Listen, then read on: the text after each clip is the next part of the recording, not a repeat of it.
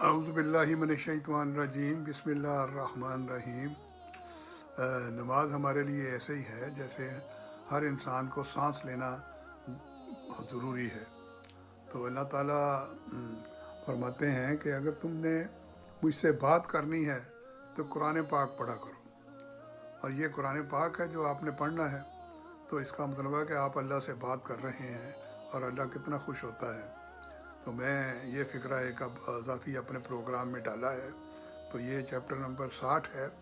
تو میں اس کیونکہ آگے تفسیر جو آیت پہلی آئی تھی اس کی کافی لمبی ہے، تو میں چاہتا ہوں کہ وہ آیت اس کے ساتھ ملا کے پڑھا جائے تاکہ پھر آسانی سے وہ بات ساری سمجھ آ سکے۔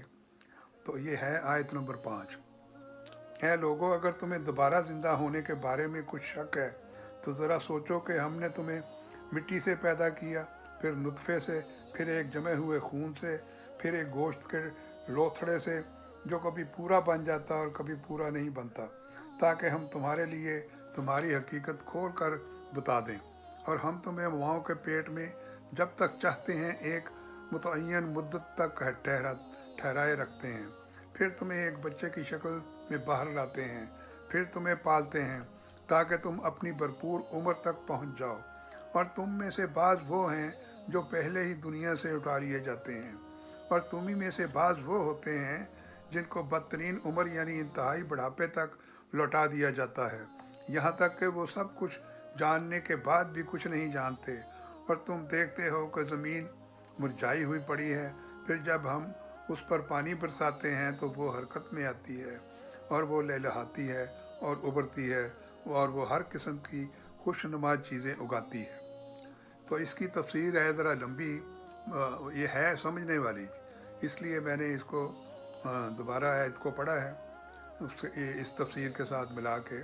تو تفسیر اس کی ایسی ہے کہ انسانی جسم کی اصل مٹی ہے، اس کی غذا بھی نباتات اور معدنیات کی شکل میں مٹی ہی سے آتی ہے۔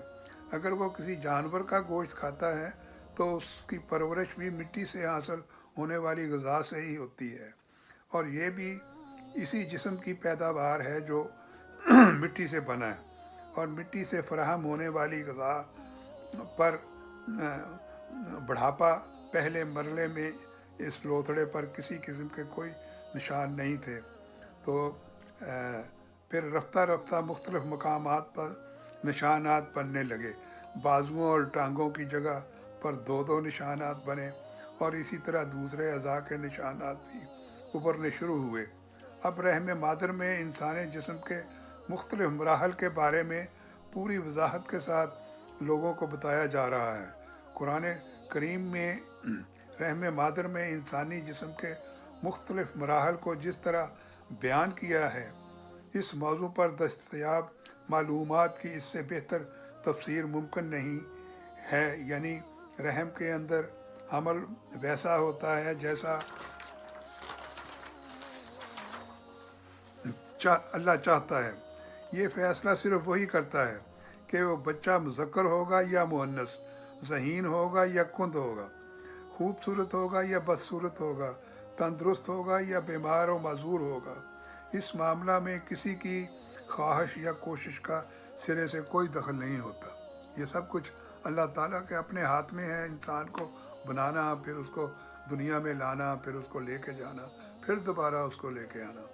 تو اچھا، عرض للعمر، یہ ایک لفظ ہے عربی کا، کی کیفیت سے حضور صلی اللہ علیہ وسلم نے اللہ کی پناہ مانگی ہے۔ بڑھاپے میں بعض اوقات ایسا مرحلہ بھی آتا ہے کہ انسان غیر حاضر دماغی کا شکار ہو جاتا ہے۔ اس حالت میں اس کی ذہنی صلاحیتیں جواب دے جاتی ہیں، یادداشت زائل ہو جاتی ہے، اور وہی انسان جو اپنے آپ کو کبھی سکرات اور بکرات کے برابر سمجھتا تھا، بچوں کی سی باتیں کرنے لگتا ہے۔ دعا کرنی چاہیے کہ اللہ تعالیٰ اس کیفیت کو پہنچنے سے پہلے ہی اس دنیا سے ہمیں اٹھا لے۔ زیر نظر آیت کے الفاظ پر دوبارہ غور کریں۔ یہاں انسانی زندگی کا پورا نقشہ سامنے رکھ دیا گیا ہے۔ بعد الموت کے منکرین کو دعوت فکر دی گئی ہے کہ اللہ کی قدرت کا مشاہدہ کرنا ہے چاہو تو تم اپنی زندگی اور اس کے مختلف مراحل پر غور کرو۔ دیکھو تمہاری ابتدا مٹی سے ہوئی تھی، اسی مٹی سے پیدا ہو کر تم لوگ کس کس منزل تک پہنچتے ہو، پھر آخر مر کر دوبارہ مٹی میں مل جاتے ہو۔ تو جس اللہ نے تمہیں یہ زندگی بخشی، تمہیں بہترین صلاحیتوں سے نوازا، جس کی قدرت سے انسانی زندگی کا یہ نظام چل رہا ہے، کیا تم اس کی قدرت کے بارے میں شک کر رہے ہو کہ وہ تمہیں دوبارہ پیدا نہیں کرے گا؟ اپنی زندگی کی حقیقت تم پر واضح ہونی چاہیے۔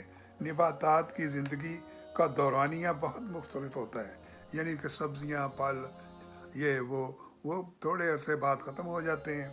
تو اس لیے تم اکثر اس کا مشاہدہ کرتے ہو، اور اسی اشارے کی روشنی میں تم لوگ اگر اپنی زندگی کے شب و روز کا جائزہ لوگے تو تمہیں انسانی اور نباتاتی زندگی میں گہری مشابہت نظر آئے گی۔ مردہ زمین میں زندگی کے آثار پیدا ہونے، نباتات کے اگنے، نشو و نما پانے، پھلنے پھولنے اور سوکھ کر پھر بے جان ہو جانے کا عمل گویا انسانی زندگی کے مختلف مراحل، مثلاً پیدائش، پرورش، جوانی، بڑھاپے اور موت ہی کا نقشہ پیش کرتا ہے۔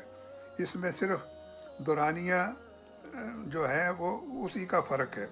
نباتاتی زندگی کا دورانیہ چند ماہ کا ہوتا ہے، جبکہ انسانی زندگی کا دورانیہ عموماً 50 سے 80 سال پر مشتمل ہوتا ہے۔ تو یہ چیپٹر بھی میں ادھر ہی ختم کرتا ہوں۔ اللہ تعالیٰ آپ کا حامی و ناصر ہو، اور اللہ تعالیٰ آپ کے لیے بھی آسانیاں پیدا کرے، سب مسلمانوں کے لیے آسانیاں پیدا کرے۔ اللہ حافظ۔